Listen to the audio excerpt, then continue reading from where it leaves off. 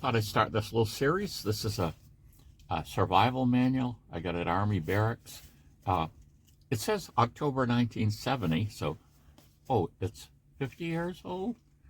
But then you look at it in here, and one of the pages mentions the date 1957. So I have a feeling that this was probably an update of the 1957 version. And most of these manuals are online and you can download them for free. Of course, getting a physical copy costs. This particular one at the Army Barracks was $8.99. And it's funny, I haven't been able to find this older one online. There's a much newer version. There's an updated version of this. And then there's a completely new revision as well that has a different field. See, this FM is field manual. This one's 2176, and it's been replaced, but a lot of this information is still going to be good. So I thought we'd go through the first 13 pages and just pick out some things. I like the statements here. You can remain alive anywhere in the world when you keep your wits. This is a major lesson in survival. Remember that nature and the elements are neither your friends nor your enemies. They are actually disinterested in. Instead, it is your determination and your ability to, your determination to live and your ability to make nature work for you is the deciding factors. And, that's really good. I think a lot of survival material people are, they look at stuff and they learn it and, and it's like, well, it's not going to help you if you know how to do friction fire and it's cold and you go into a complete panic. So one of the things is not to do that. So then they've got a little section on the will to survive. And they talk about the two different situations, being with a group or being alone. So they have the word survival, and you can see they keyed it to each thing to a different principle. And I thought we'd go through them. S is size up the situation. So you're going to be considering everything. You're going to consider yourself, get into a safe, comfortable place as soon as you can. And basically, you're going to be remaining as calm as you can. A lot of people, and you see this even people hiking, people will get on a trail and they'll go off for some reason. And then when they realize they're not on the trail any longer, they don't know which direction it is, they actually panic and start running, and, then they get really lost. But a lot of places I've heard the first thing you do in survival is you sit down. Once you realize that you're lost, if you're in the woods or something, you sit down, relax until your composure comes back, and then you might even just be able to remember by looking at certain items which direction you came from. And so you're going to size up yourself, the country. Of course, here, primarily military, they're talking about, the enemy. What about the enemy? And more in our situation, it would probably be the environmental factors. Are you in the woods? Is there something to make a shelter with? Do you need to make a fire? Where is there water? Different things like that. So the second one is undue haste makes waste. And again, that's capitalizing on this principle of not panicking. And the first one reads, don't be eager to move. Okay, like I said, there's going to be a temptation to just go into some kind of panic. And I'm sensing it's cold. Turn the heat on here. What is it? It's like 3 out here in Maine.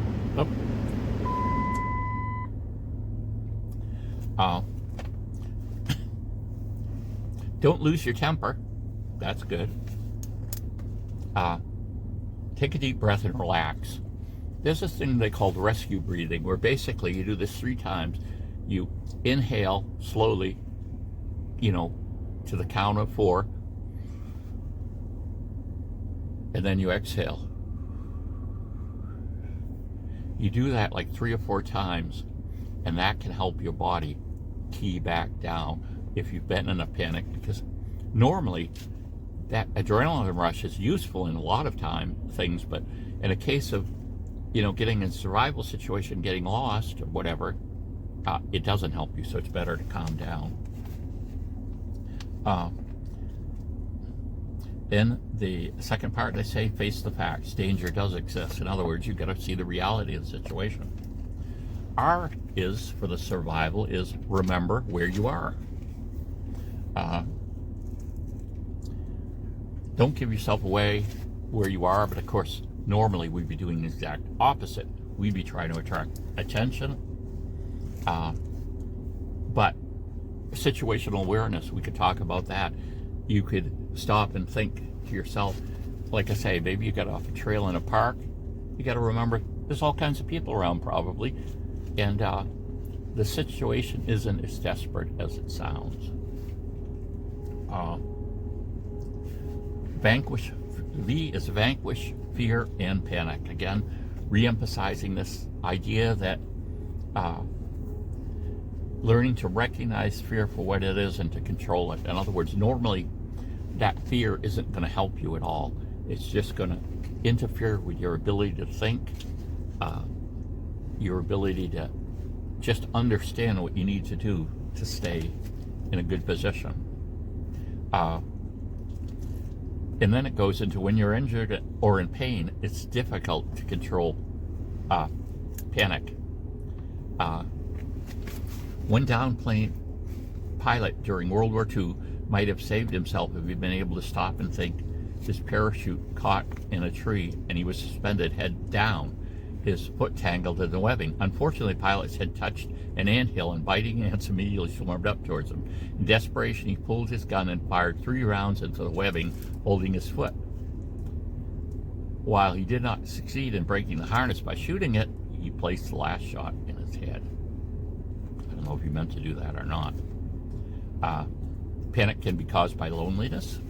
It's definitely something, I think, in a society here. We're plugged into media, plugged into people. If all of a sudden you're isolated and alone,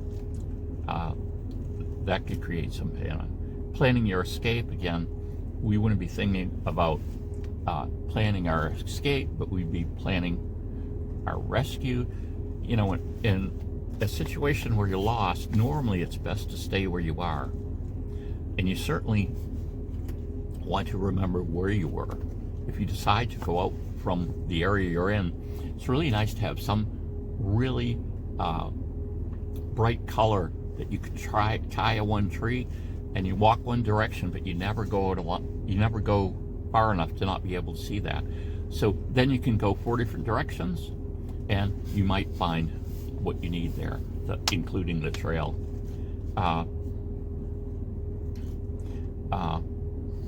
Improvise, and of course this is the big thing. Normally people that are in some kind of situation like this don't have all the equipment with them. If you got a 75-pound backpack with everything in the world in it you need, you're golden. But unless you panic, even then it's not going to help you. Oh, this is interesting in planning your escape here. Look at this. They could say that back there, but now they can't. Prayer, reading the Bible, or other religious observance will help calm you. But miracles work best for those who prepare carefully and do all they can to save themselves. Boy, wouldn't that get a row if that showed up in today's manuals. Improvise. And of course, that's a real big thing. You're not going to have normally what you have with you, need what you have with you, so you're going to have to try to make it or do something a different way. V, value living. Now this again is that psychological component that's so important.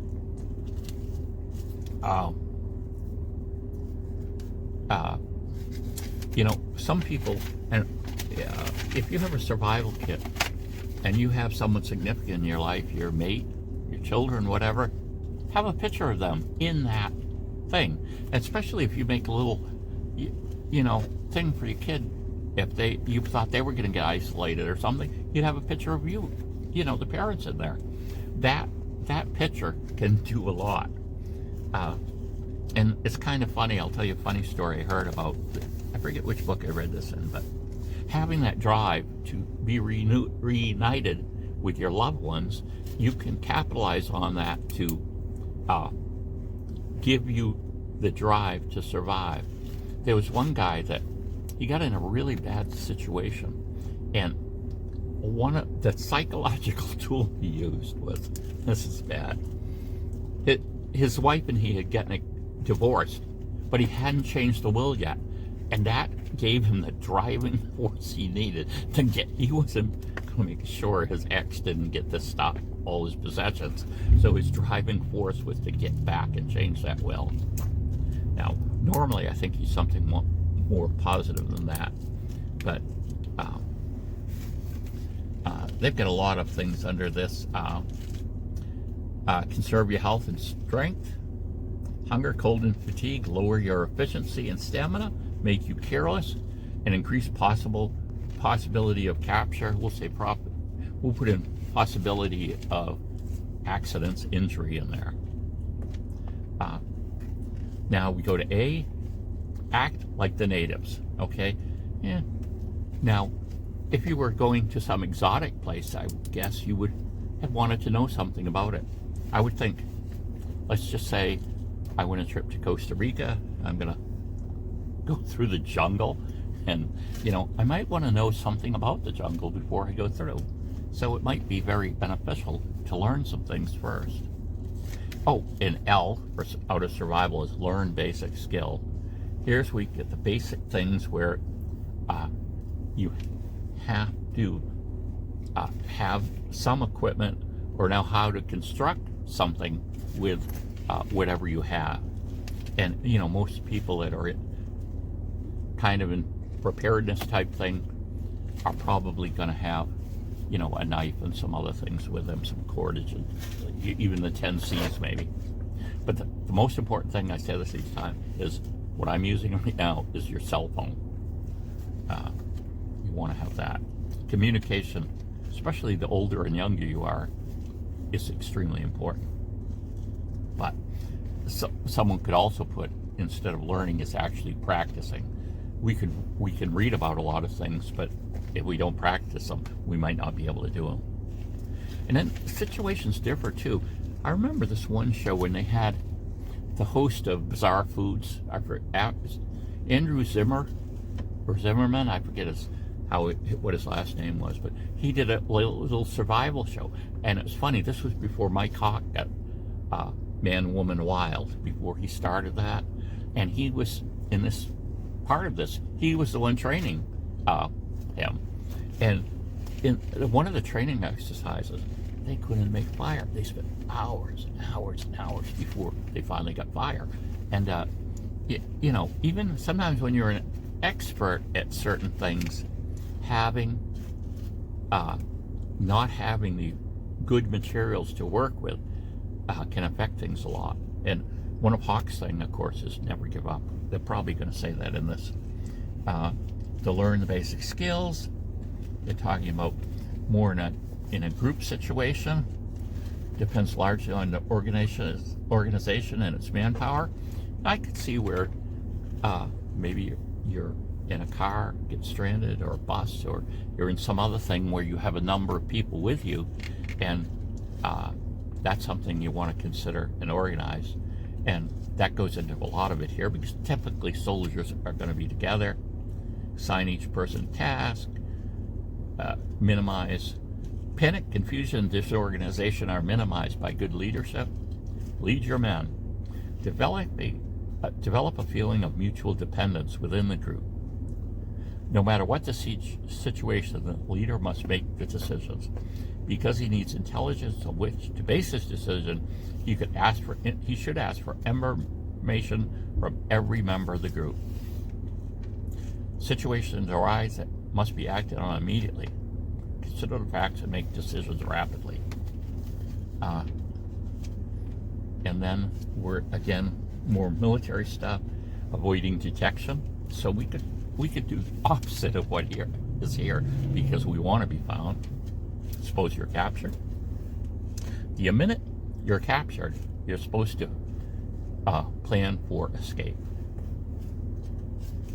And let's continue on. They're talking about some of your clothing could be used for escape.